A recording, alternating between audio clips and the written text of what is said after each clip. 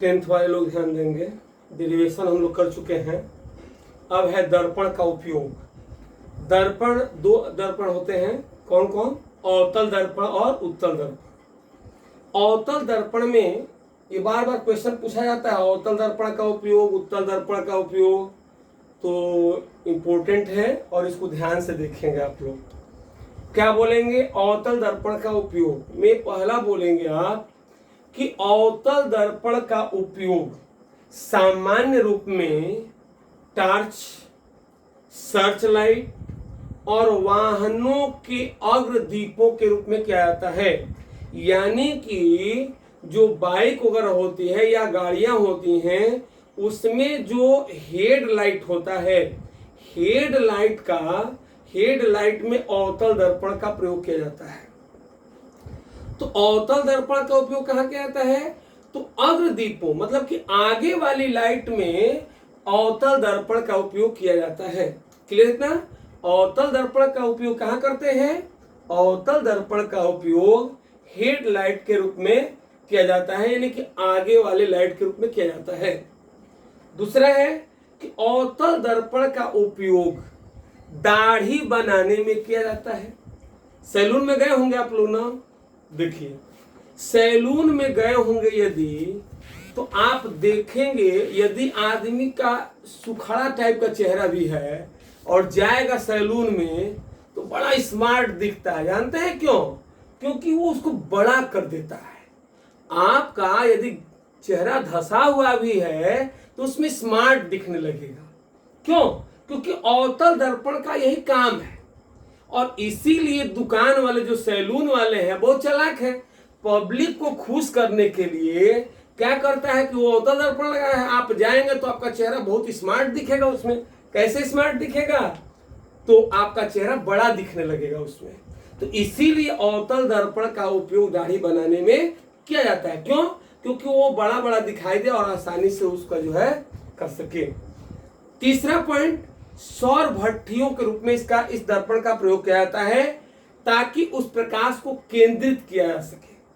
सौर मतलब कि सूर्य के प्रकाश को केंद्रित करने के लिए इस दर्पण का उपयोग किया जाता है। क्लियर है ना? और उसके बाद है कि छोटे अवतल दर्पण का उपयोग डॉक्टर लोग कान जांच, नाक जांच, आंख जांच और गले की जांच करने में प्रयोग करते हैं। इसका याद रहेगा। अवतल दर्पण का उपयोग क्या होगा? तो सामान्य रूप में सर्च लाइट के रूप में, अग्रदीप के रूप में किया जाता है। दूसरा है अवतल दर्पण का उपयोग दाढ़ी बनाने में किया जाता है। तीसरा, अवतल दर्पण का उपयोग सौर भट्टियों में किया जाता है। अवतल दर्पण का उपयोग आंख, कान, नाक, गला आदि की जांच करने में किया जाता है। अब है हमारा उत्तल दर्पण का उपयोग। उत्तल दर्पण का उपयोग, ये उपयोग तो आपसे एयरफोर्स के एग्जाम में कई बार पूछा जा चुका है कि बैक मिरर के रूप में किस दर्पण का उपयोग किया जाता है। तो बैक मिरर के रूप में उत्तल दर्पण का उपयोग किया जाता है। फ्रंट मिरर के रूप में किसका उपयोग होगा? अवतल दर्पण का।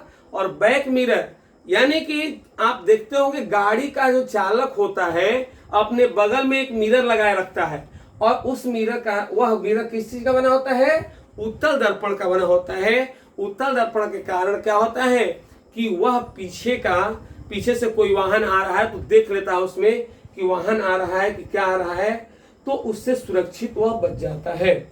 इसके बाद उत्तल दर्पण का उपयोग जो है गली में, बाजारों में जो देखते होंगे लाइट को फैलाने में काम करता है। किस में काम करता है? फैलाने में।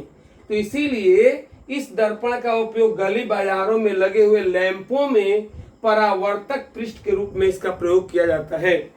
तो अब आपको समझ में आ गया होगा कि अवतल दर्पण का उपयोग क्या है, उत्तल दर्पण का उपयोग क्या है। अवतल दर्पण का उपयोग एकदम आसान है। क्या? तो सर्च लाइट के रूप में, टार्च के रूप में, वाहन के अग्रदीपों के रूप में काम करता है, दाढ़ी बनाने में काम करता है, सौर भट्टियों में काम करता है, आंख जांच, कान जांच, नाक जांच, जौन जांच होगा तो अवतल दर्पण करेगा। अब उत्तल दर्पण में क्या होता है? तो बैक मिरर के रूप में इसका उपयोग होता है। अब बाजार में लाइट देखते हैं ना, वह लाइट उसमें परावर्तक के रूप में कौन सा दर्पण प्रयोग होता है? उत्तल दर्पण का प्रयोग होता है। अब इसके बाद है एक आपका संजुग्मी फोकस। क्या है? संजुग्मी फोकस। कांजुगेट फोकस होता है। कांजुगेट फोकस क्या है उसको जानिए।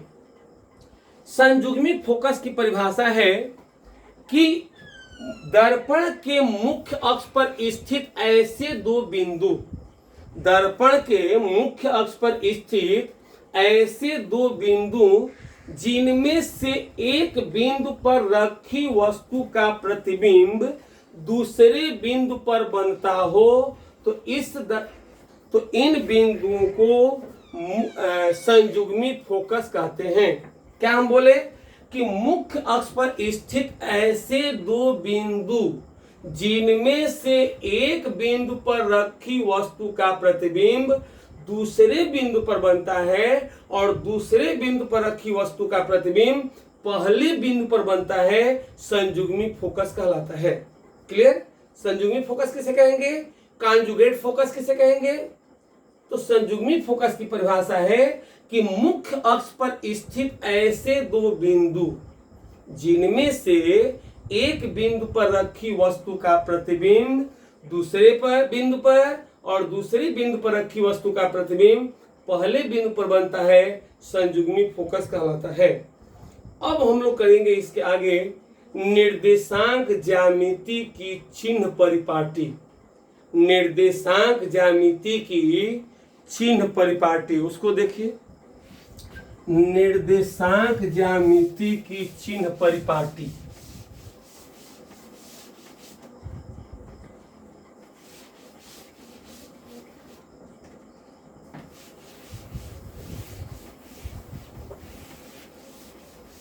इसको नोट कर लीजिएगा, मैं इसीलिए पहले लिख दिया था इसको।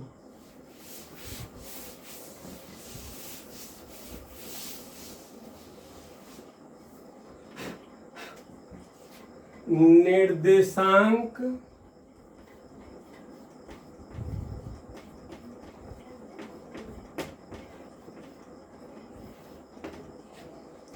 ज्यामिति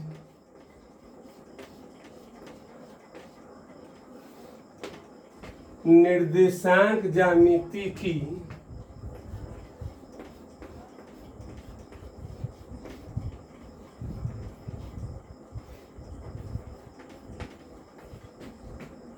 चिन्ह परिपाटी।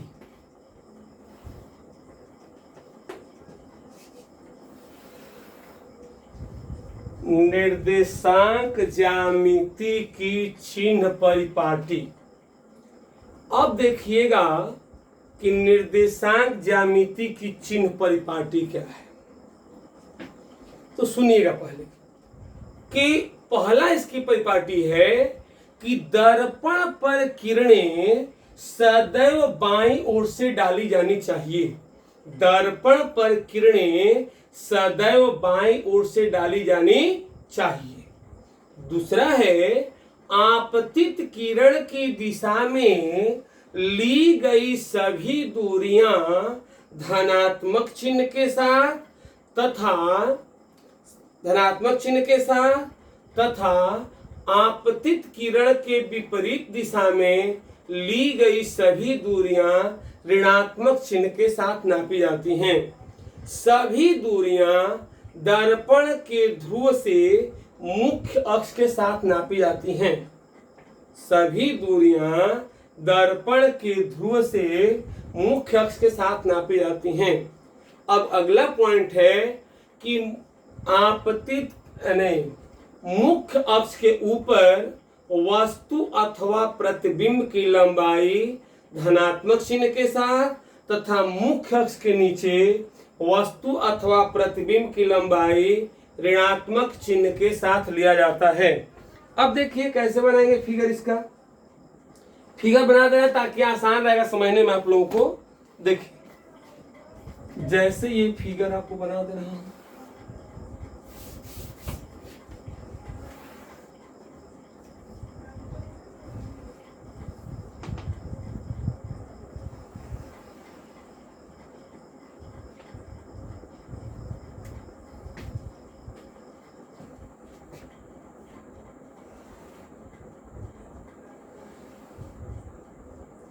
देखिए इधर 45 है, तो ये कौन सा दर्पण हो जाएगा, फिर वो बताइए। अरे भाई इसका मतलब कि परावर्तन जो होगा उठे हुए तल से होगा ना, तो ये कौन सा दर्पण होगा, उत्तल दर्पण हो जाएगा। हाँ, इस ऐसे ही एक और फिगर हम लोग बना दें।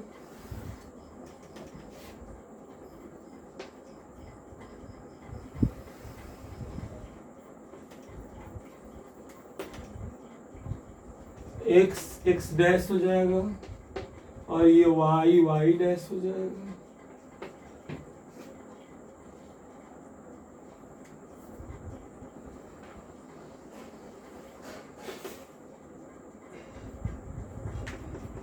ये कौन सा दर्पण है बताइए तो तनी। अरे भाई अवतल दर्पण है, ये भी एक्स एक्स डैश मान लीजिए।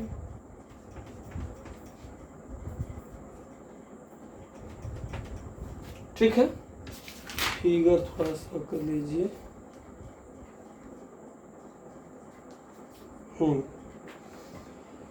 अब थोड़ा समझना है यहाँ पर, आप लोग यह जानते हैं पहले से कोऑर्डिनेट ज्योमेट्री में कि एक्स एक्सिस का ये तो ओरिजिन होता है, ये भी ओरिजिन होता है। एक्स अक्ष पर मूल बिंदु के दाहिने की दूरी धनात्मक होती है और बाएं की दूरी ऋणात्मक होगी। इसमें भी दाहिने की दूरी धनात्मक और बाएं की दूरी ऋणात्मक।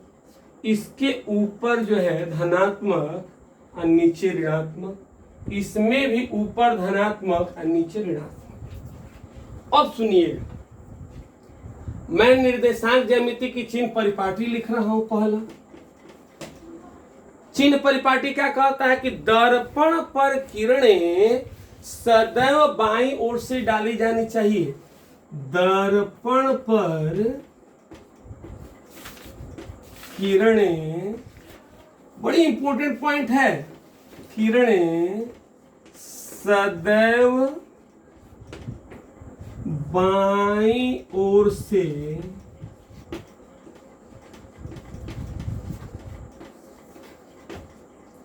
दर्पण पर किरणें सदैव बाईं ओर से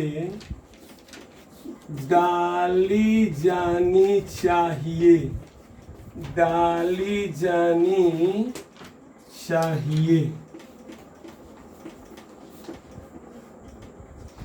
आ रहा समझ में? दर्पण पर किरणें सदैव बाईं ओर से डाली जानी चाहिए। सेकंड पॉइंट, ये आपका ध्रुव होगा। ये क्या होगा? ध्रुव होगा। तो सभी दूरियां दर्पण के ध्रुव से मुख्य अक्ष के साथ नापी जाती है। ये मुख्य अक्ष काम करेगा यहां पर। दूसरा क्या है कि सभी दूरियां, मैं लिखते जा रहा हूं ताकि आप लोगों को नोट में परेशानी ना हो। सभी दूरियां दर्पण के ध्रुव से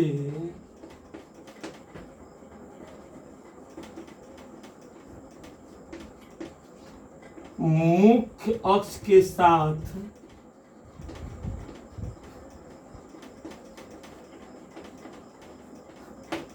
सभी दूरियां दर्पण के ध्रुव से मुख्य अक्ष के साथ नापी जानी चाहिए।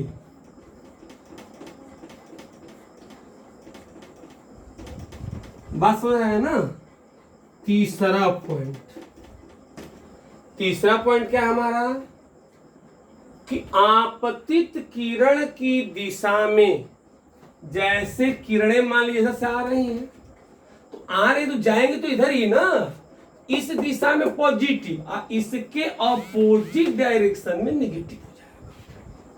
हमने लिखेंगे कि आपतित किरण की, आपतित किरण की दिशा में ली गई दूरियां, ली गई दूरियां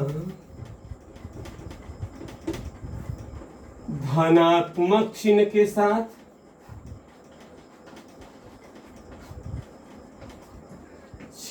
साथ आपतित किरण की दिशा में ली गई दूरियां धनात्मक चिन्ह के साथ तथा आपतित किरण के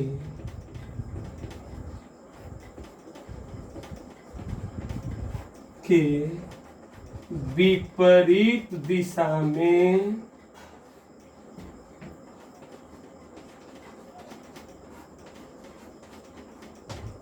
ली गई दूरियां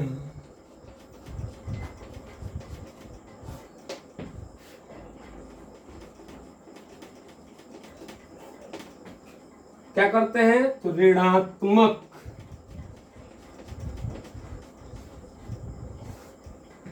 चिन्ह के साथ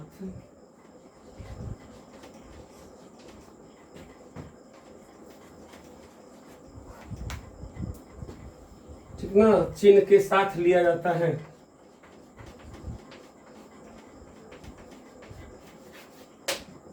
ठीक जाता है, लिख दीजिएगा इतनी बढ़िया से। आपतित किरण की दिशा में ली गई दूरियां धनात्मक चिन्ह के साथ तथा आपतित किरण के विपरीत दिशा में ली गई दूरियां ऋणात्मक चिन्ह के साथ ली जाती हैं। अब लास्ट एक टॉपिक इसका रह गया है, चौथा पॉइंट। देखिए दिखाई दिया ना कि अपोजिट डायरेक्शन में निगेटिव हो जाएगा और उसकी दिशा में क्या होगा? पॉजिटिव। देखिए किरण जाएगी तो ऐसे जाएगी, इधर जाएगी, पॉजिटिव हुआ, और आएगी लौट करके तो इधर आएगी ना, तो इधर का देख ही रहा है नेगेटिव है। इसमें भी वही बात है, यह जाएगी इधर तो जाएगी तो इधर जाएगी, इस दिशा में कहेंगे इधर यहीं तक तो जाएगी, लेकिन दिशा तो वही है, तो दिशा वही है तो उसका पॉजिटिव होगा और अपोजिट डायरेक्शन में नेगेटिव हो जाएगा। अब सुनिए, मुख्य अक्ष के ऊपर वस्तु हो या प्रतिबिंब हो, उसकी लंबाई धनात्मक होगी और नीचे क्या होगी? निगेटिव होगी। देख रहे हैं निगेटिव है, तो यहां लिखेंगे मुख्य अक्ष के ऊपर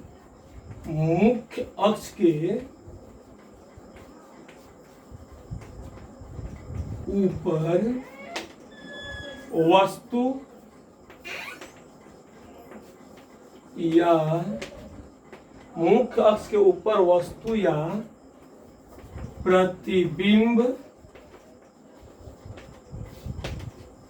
दिख रहा है ना, प्रतिबिंब की लंबाई, मुख्य अक्ष के ऊपर वस्तु या प्रतिबिंब की लंबाई धनात्मक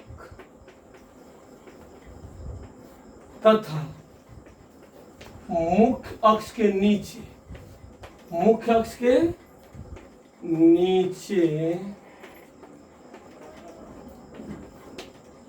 ऋणात्मक होता है।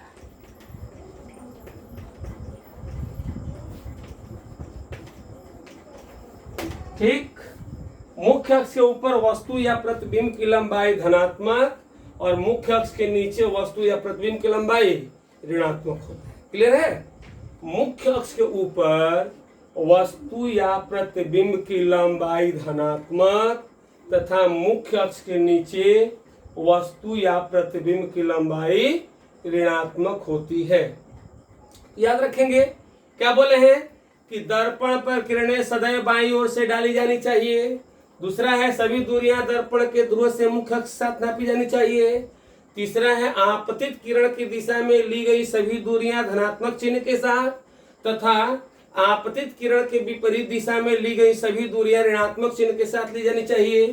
अब है मुख्य अक्ष के ऊपर वस्तु अथवा प्रतिबिंब की लंबाई धनात्मक चिन्ह के साथ तथा मुख्य अक्ष के नीचे वस्तु अथवा प्रतिबिंब की लंबाई ऋणात्मक चिन्ह के साथ ली जाती हैं। क्लियर है इतना? अब देखिए एक बात ध्यान दीजिएगा, इसके आगे हम लोगों को क्या करना है कि अब जानना है इसमें u v और f में संबंध। क्या जानना है? u v और f में संबंध। थोड़ा टाइम देखिएगा तो कितना, ठीक है। तो अब देखिए हम लोग अभी जानेंगे आगे देखिए इसमें फार्मूला तो है, या फार्मूला एक लाइन का है तो लिख ही देंगे। उसमें सबसे महत्वपूर्ण चीज ये है कि समझना है कि कब U होगा पॉजिटिव, कब निगेटिव, और V कब पॉजिटिव, ये चीज जानना जरूरी है। तो इसके लिए मैं आपको बता रहा हूं।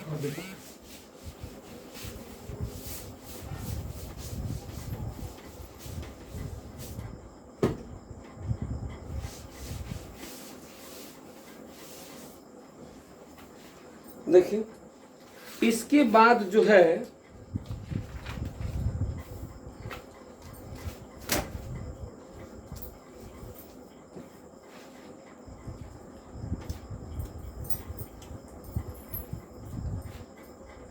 अवतल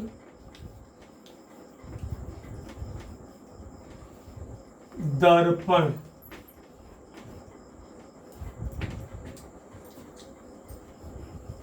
के लिए U V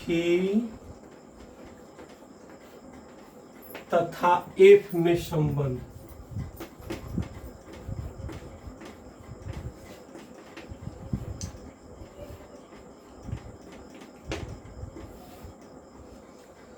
अब देखिए क्या होगा, तो देखिए अवतल दर्पण हम बना रहे हैं। अवतल दर्पण तो देखे ही होंगे, अरे नहीं देखे हैं मत देख लीजिए भाई। अरे आप लोगों को बुझा नहीं रहा है, देखिए मैं दिखा रहा हूं। आई तो हो जाएगा आपका पोल, ये हो जाएगा आपका F, ये हो जाएगा आपका C। हम मान रहे हैं कि आपका ऑब्जेक्ट यहां ठीक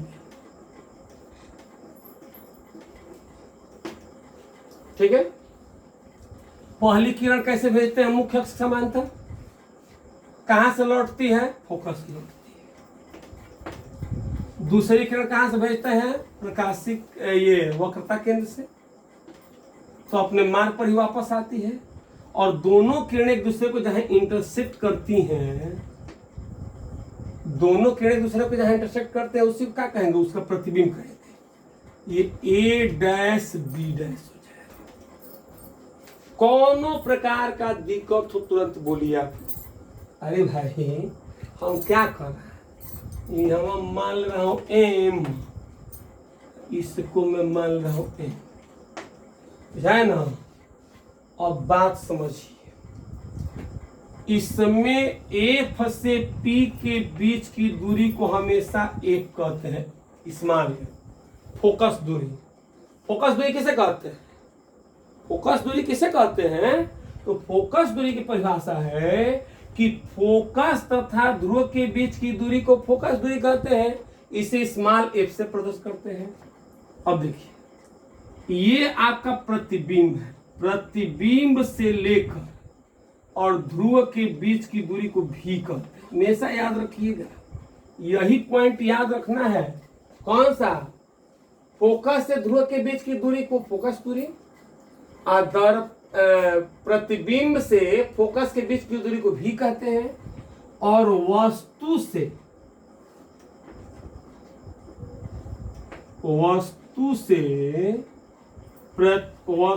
से ध्रुव के बीच की दूरी को U कहते हैं। ये बहुत इंपॉर्टेंट पॉइंट है, समझ लीजिए। अब देखिए फार्मूला क्या होता है आपका, 1/V plus 1/V plus 1/U equal to 1/F।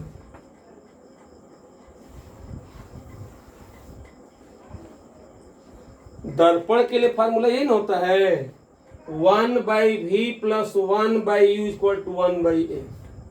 Clear. अब एक बात और सुन लीजिए, F बराबर तो R/2 होता है, तो पक्के आप लोगों को याद है। वक्रता केंद्र किसको कहेंगे, वक्रता केंद्र ही ना है, इससे इसके ध्रुव के बीच की दूरी को वक्रता त्रिज्या कहते हैं। तो यहां से इसको फार्मूला चेंज भी कर सकते हैं, देखिए कैसे, 1/V प्लस 1/U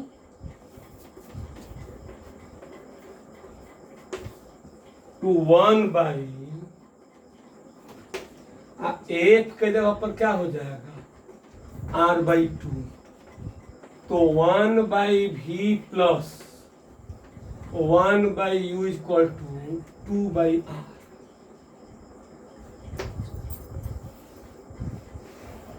एक ये भी formula 1/v plus 1/u equal to 2/r, ये और ये दोनों फार्मूला है। यदि रेडियस दिया रहेगा तो वो फार्मूला यूज करेंगे, फोकस पूछेगा तो ये यूज करेंगे। केवल एक ही से ही काम चल जाएगा, लेकिन मैं दो लिख दिया कि थोड़ा सा स्मार्ट बनना चाहिए, ये ना कि पुरानका जमाना के खस्से पीटी पढ़िए, हाँ बुझते नहीं हैं और कुछ और कह देते हैं। देखिए तनी समझिए इसको। देखिए मैं क्या कह रहा हूं, एक बात सबसे इंपॉर्टेंट। अब देखिए अवतल दर्पण, कैसा दर्पण है ये अवतल। अवतल दर्पण देखिए इसमें सभी दूरियां इधर ही है, देख रहे हैं ना। अरे मुख्य अक्ष यदि मूल बिंदु हो गया तो इधर वाला ऋणात्मक हो जाएगा सभी। अब समझिएगा, देखिए आइए पहले यू से शुरू करेंगे। यू निगेटिव, भी निगेटिव, बात समझिए। एफ भी निगेटिव, ये बहुत काम का चीज है, क्योंकि ये जिसको नहीं आएगा न्यूमेरिकल बस की बात नहीं है, किसी को आएगा गारंटी दे रहा। हाँ ये आ जाएगा तो एकदम क्लियर आ जाएगा। बस वह है ना, यू हो गया, भी हो गया, एफ हो गया, आर हो गया, ये भी निगेटिव होगा। इसमें सभी निगेटिव होंगे। किसमें अवतल दर्पण में, किसमें अवतल दर्पण में यू भी निगेटिव होगा, भी निगेटिव होगा, एफ भी निगेटिव होगा, आर भी निगेटिव होगा। अब क्वेश्चन में जब यूज करेंगे फार्मूला तो इस तरह से करेंगे, नोट डाउन कर लीजिएगा आप लोग। अरे भाई बात नहीं समझते हैं, अरे भाई बतिया मेरे समझ लीजिए, नहीं समझेंगे ना तो आएगा नहीं आप लोग, बात समझिए। देखिए मैं अगला आपको बता दे रहा हूँ, इसी में यहाँ उत्तल कर दे रहा हूँ। उत्तल, उत्तल माने उठल, एक ही भोजपुरी में याद रख लीजिए ना, बस हो जाएगा उत्तल। अब देखिए उत्तल में मैं क्या कर रहा हूँ, ये फिगर केवल बदलेगा।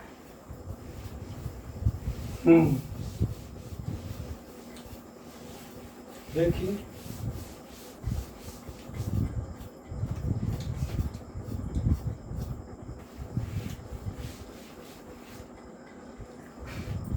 अब समझिए, उत्तल दर्पण तो देखे ही होंगे, नहीं देखे होंगे तो देख लीजिए। हाँ ये है उत्तल। उत्तल जहाँ कहा तो ये समझ ले कि ये उठल की बात कर रहा है। अब देखिए ऐसे मैं बना दे रहा हूँ, मुख्य अक्ष हो गया, वो वस्तु हमारी जो है यहाँ पर ये फोकस हो गया, ये वक्रता केंद्र हो गया सी। आप बताइए यही ना होता है फोकस दूरी स्मॉल है, यही ना होता है वक्रता त्रिज्या आर। चलिए कहीं से कहीं खींच रहे हैं, पहले ही खींचने लगे, कहीं नहीं खींच देंगे, ये तो मालूम है हम लोग। बाड़का सी लिखिएगा भाई। अब सुनिए, एगो ऑब्जेक्ट रख रहा हूं यहाँ ए बी, तो पहली किरण कहाँ जाएगी जी? अरे भाई तनिक किरण सोच बना दीजिए, आप लोग कहाँ टेढ़ कर देते हैं, बत्तिये नहीं समझ में आई, रिफ्लेक्ट हो जाएगा, लेकिन डाट डाट करके जाके मिलेगा। और दूसरा का किरण कहाँ लेके जाएंगे आप? हाँ यहाँ सीधे जाएगा, यहाँ तक ले, लेकिन आगे जाएगा तो डाट करके जाएगा। अब दोनों एक दूसरे को कहाँ इंटरसेक्ट कर रही हैं? यहाँ पर कर रही हैं, तो यही वस्तु का प्रतिबिंब बनेगा ए डैश बी डैश। तो अब समझिए यू किधर है? यू इसी को ना कहते हैं, किसको कहते हैं? यू प्रति वस्तु से ध्रुव के बीच की दूरी को यू कहते हैं। ध्रुव से प्रतिबिंब के बीच की दूरी को भी कहते हैं। आप ध्रुव से फोकस के बीच की दूरी को फोकस दूरी कहते हैं। ध्रुव से वक्रता केंद्र के बीच की दूरी को वक्रता त्रिज्या कहते हैं। अब यहाँ पर देखिए फार्मूला तो वही रहेगा, फार्मूला चेंज नहीं होगा, एक ही फार्मूला पर सब काम खिंचाएगा नहीं, दौड़ेगा, घबराओ नहीं। अब सुनो, अब क्या करना है कि ये हमारा मान लीजिए कि ओरिजिन हो गया, तो इसके इधर की दूरी क्या होती है, इसके इधर की दूरी क्या होती है जी? अरे भाई हेने वाला क्या होगा, बाएं, बाएं कौन बैठता है? छोटा, छोटा मैंने कर्जदार, निगेटिव यू। हाई सभी दाहिने ओर हैं, दाहिने मैंने क्या पॉजिटिव, भी क्या हो गया पॉजिटिव, एफ भी पॉजिटिव। ये बात जिसको याद रहा अब समझिए कि उसको कोई दिक्कतें नहीं होगा। अब मैं रामबाण ये चीज बता रहा हूं आपको, कोई बताएगा नहीं इतना ठोस, क्योंकि इतना गारंटेड नॉलेज रहेगा तब तो बताएगा वो। इतना मैं बता रहा हूं आपको स्पेशल खोल के, क्या कि उत्तल दर्पण रहेगा तो खाली यू निगेटिव और बकिया सब पॉजिटिव, यू निगेटिव और बाकी सभी क्या हो जाएंगे पॉजिटिव। और उसमें क्या था कि सभी के सभी निगेटिव हो गए, सभी के सभी क्या हो गए थे निगेटिव। जिस जैसे कोरोना निगेटिव हो जाएंगे मान लीजिए इस समय, तो बहुत प्लस वाला चीज है, और जहाँ पॉजिटिव हुए तो काम गड़बड़ हो जाएगा। तो इसलिए क्या चाहिए हमको, अवतल दर्पण रहेगा तो सभी निगेटिव, सभी क्या कर देंगे हम लोग निगेटिव। उत्तल दर्पण रहेगा तो उत्तल दर्पण में केवल क्या करना है कि यू निगेटिव रहेगा और बाकी सभी क्या हो जाएंगे भी, एफ और आर पॉजिटिव हो जाएंगे। तो मैं अब अपनी वाणी को यही विराम दे रहा हूँ, ठीक ना। लेकिन एक बात बहुत गड़बड़ है, 10 वाले तो सुन ही नहीं रहे हैं, 10 वाले लोगों से बहुत शिकायत है भाई। देखिए वीडियो को लाइक भी सभी लोग कर दीजिए, खाली देख रहे हैं, देखिए लाभ उठाइए, लाभ दीजिए। सुनिए, बिना सहयोग का कोई काम होता नहीं है। सभी लोग सब्सक्राइब करें और लाइक का बटन दबाएं, ठीक ना। जितने लोग सब्सक्राइब कर रहे हैं उन लोगों का लिस्ट मेरे पास आ जा रहा है, समझ लीजिए गूगल से मेरे पास निकल जा रहा है, बस हो गया ना। तो इसको ध्यान दीजिएगा, सभी लोग वीडियो को सीरियसली देखें, सब्सक्राइब जरूर कर दें और लाइक का बटन जरूर दबाएं।